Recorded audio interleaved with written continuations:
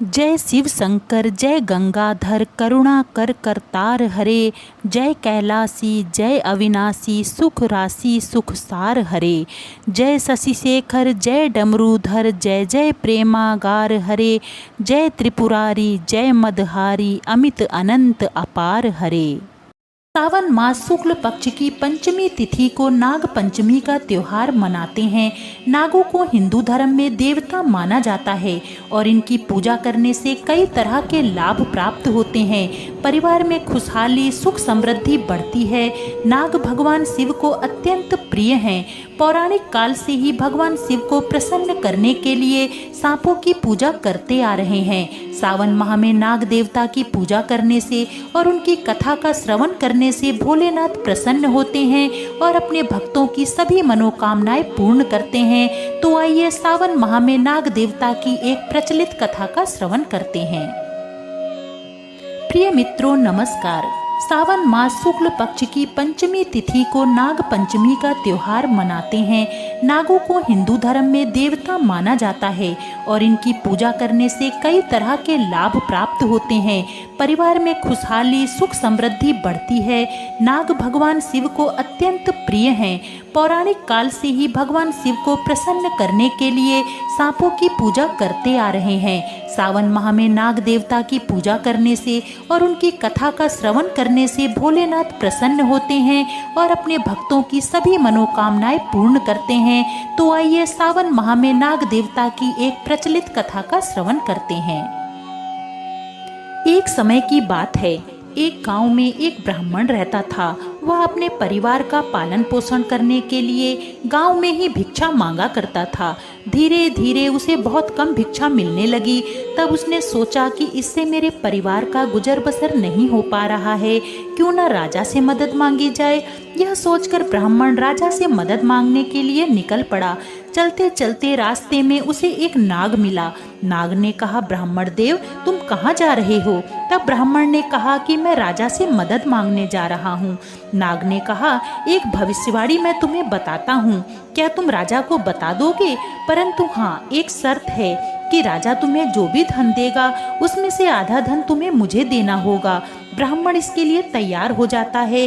तब नाग कहता है कि राजा से कहना इस साल अकाल पड़ेगा, इसलिए प्रजा के हित के लिए जो भी उचित हो वह जरूर कर ले। फिर ब्राह्मण महल में पहुंच जाता है।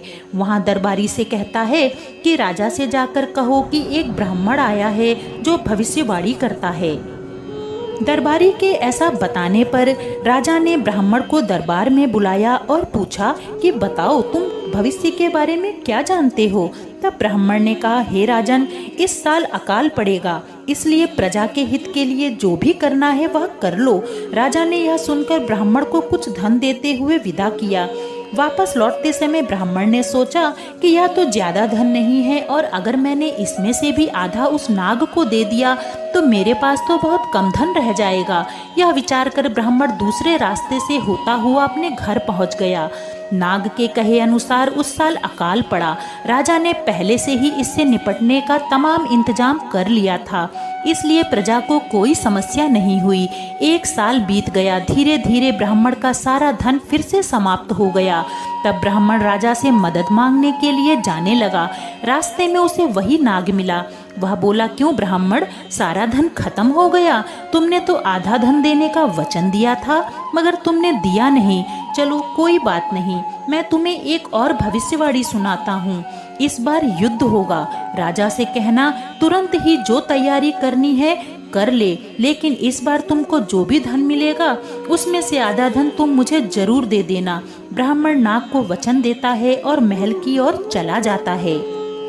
राजा को जब पता चलता है कि भविष्यवाणी बताने वाले ब्राह्मण आए हैं तो उन्हें राजा ने बहुत ही सम्मान के साथ दरबार में बुलाया।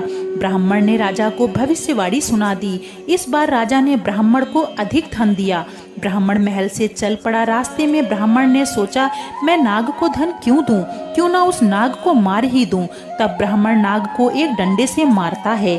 डंडा लगने से सांप की पूंछ कट जाती है, लेकिन नाग बच जाता है और वहां से चला जाता है। नाग के कहे अनुसार राजा का पड़ोसी राज्य से भयंकर युद्ध होता है। लेकिन राजा ने पहले से ही तैयारी कर रखी थी। इससे राजा युद्ध जीत जाता है। इधर कुछ वर्षों के बाद जब ब्राह्मण का धन समाप्त हो जाता है, तब ब्राह्मण फिर से राजा से मदद मांगने के लिए चल पड़ता है। ब्राह्मण नाग से नजरें बचाकर निकलना चाहता था, लेकिन नाग ने उसे देख लिया और बोला, क्यों ब्राह्मण देव, इस बार मिलकर नहीं जाओगे? ब्राह्मण नजरें झुकाकर वहीं खड़ा हो जाता है। तब नाग कहता है, चलो ब्राह्मण, इस बार राजा से कहना कि राज्य में धर्म की स्थापना होगी, सब काम अच्छे होंगे, राजा और प्रजा सुखी रहेंगे। लेकिन ध्यान रखना कि इस बार जो भी धन मिले उसमें से आधा देकर ही जाना। ब्राह्मण ने फिर से नाग को वचन दिया और चल पड़ा वह महल में। वहां पहुंचने पर राजा ने ब्राह्मण को पहले से भी ज्यादा स्वागत सत्कार दिया और उसकी पहली 2 भविष्यवाणियों की सत्यता के बारे में सोचते हुए उसे हृदय से धन्यवाद दिया। फिर राजा ने भविष्य के बारे में पूछा। तब ब्राह्मण बोला, राजन, आपके राज्य में धर्म की स्थापना होगी, सब सुखी होंगे, सब काम अच्छे होंगे। तब राजा ने ब्राह्मण को बहुत सारा धन देकर विदा किया। तब गांव पहुंचकर ब्राह्मण ने सोचा, राजा ने थोड़ा धन दिया तो 1 साल में खत्म हो गया, फिर कुछ ज्यादा दिया तो 2 से 3 साल में खत्म हो गया। मैंने नाग के साथ गद्दारी की। अब ब्राह्मण अपना सारा धन लेकर नाग के पास पहुंचा और उससे क्षमा मांगकर सारा धन उससे लेने के लिए कहा।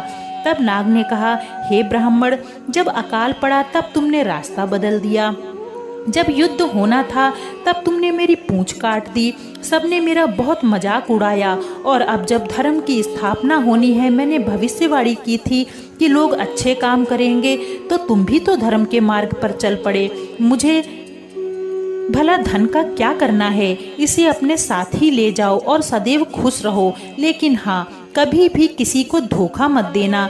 तब ब्राह्मण नाग को धन्यवाद देकर अपने घर लौट आया और ब्राह्मण ने प्रण किया कि वह अब कभी किसी को धोखा नहीं देगा। बोलिए नाग देवता की जय हो। चैनल को सब्सक्राइब अवश्य करें। फिर मिलेंगे एक नई कथा के साथ।